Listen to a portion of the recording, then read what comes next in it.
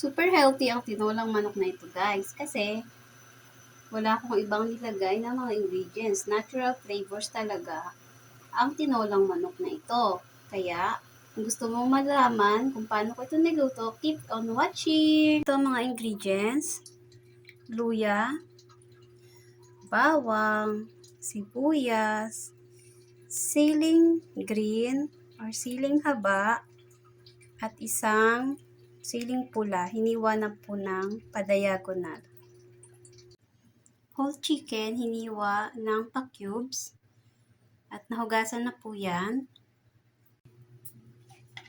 At ngayon ay hiwain natin ang sayote.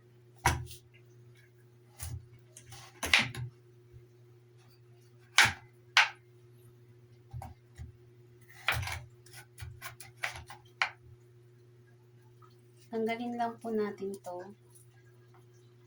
Hindi ko to sinasama.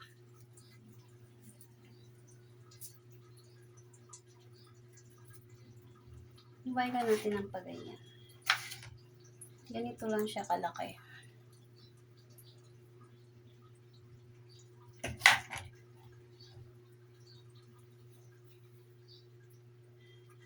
Nugasan ko na to. Pagkabalat ko, nugasan ko.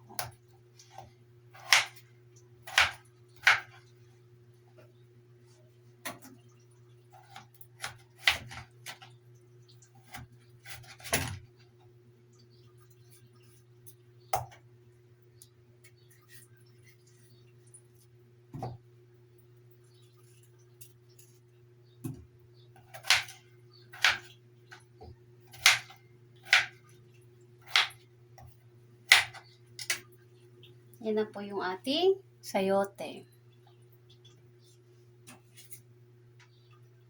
Dahon po ng sili ang gagamitin ko. Binabad ko lang po ito sa tubig na may konting asin at konting vinegar para po mawala yung mga pesticide na ginagamit ng mga manananim natin or mga farmers. Kayo po, ano po bang gulay ang nilalagay ninyo? Na green leafy, pwede rin naman pong malunggay. Yung iba, malunggay nilalagay. At yung iba naman sa mga sayote, papaya din po yung ginagamit. So, ngayon po, ang gagamitin ko ay sayote. Ngayon, binuksan ko na po yung kalan at ilalagay ko ang ating manok or chicken. Isasangkutsa ko lang po yan.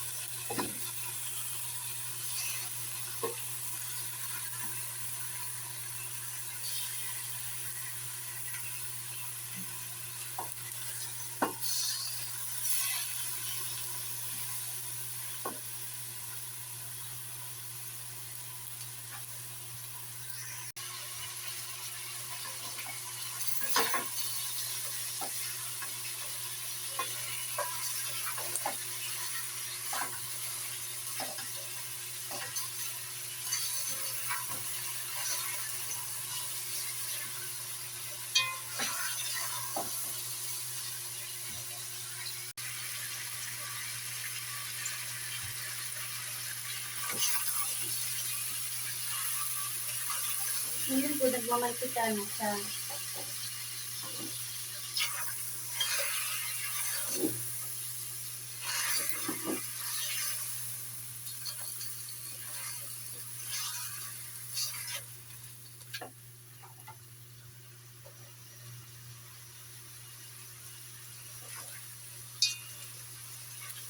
Ilalagay ko muna sa gilid yung manok natin kasi dito ako magigisa. Hindi na po ako naglagay ng mantika. Kasi may mantika na yung chicken natin.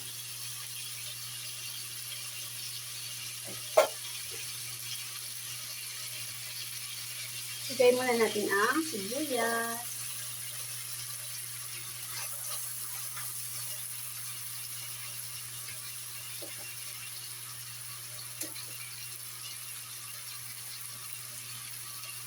At maglalagay po ako ng paminta.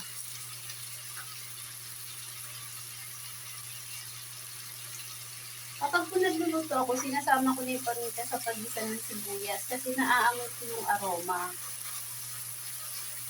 Medyo translucent na yung ating sibuyas, so ilalagay ko na yung bawang. Hindi po natin ito susunugin.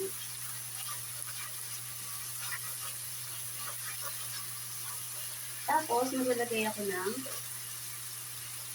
luya.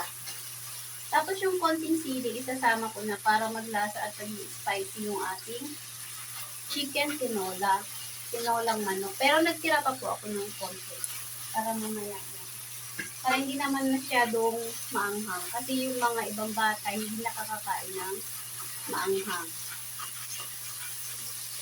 So, ngayon, mix lang natin.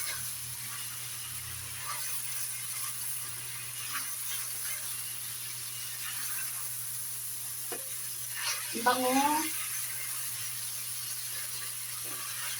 Sarap talaga yung tinola, lalo na ngayong maulan. Saka marami rin po dito, lalo na pag maganda sa mga musikong. Masarap na pananghalian, pwede rin hapunan.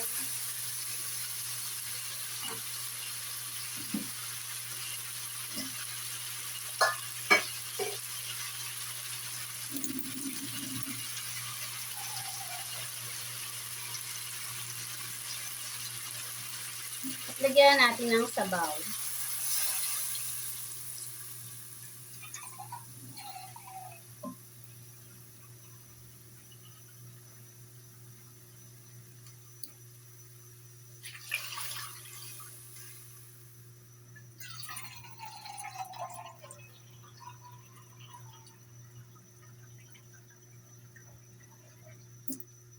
Tatlong tasa po yung nilagay ko kasi magkakaroon pa rin naman ng tubig yung chicken natin. At pagkatapos ay takpan lang, haluin muna natin.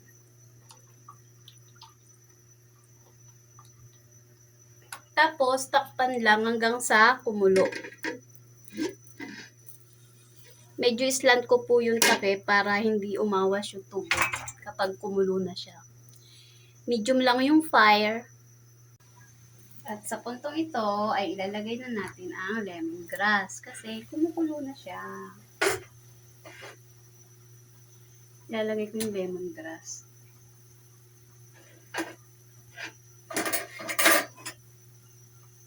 Lubog lang natin.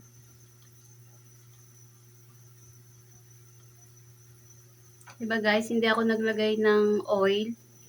Pero nag-oily sa ibabaw kasi ang taba ng chicken natin. Yung manok natin. So, pakuluin lang natin hanggang lumambot. At ngayon, ay ilalagay naman na ang sayote. Ito yung sayote natin. Sasama ko na dyan.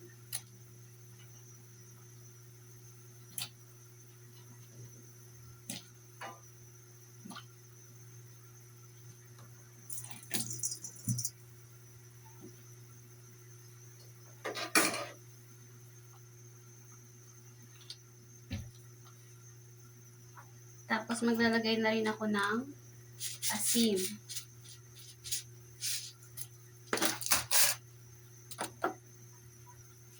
Haluin lang natin.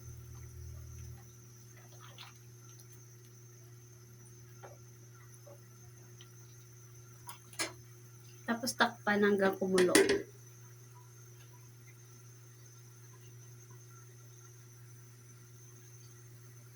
Check ko guys kung malambot na yung sayote natin.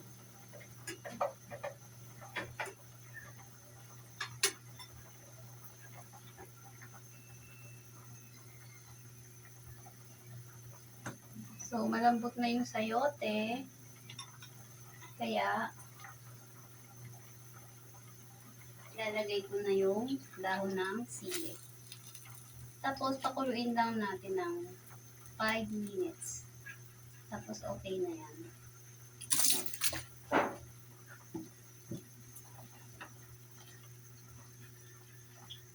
Haluin lang at takpang muli.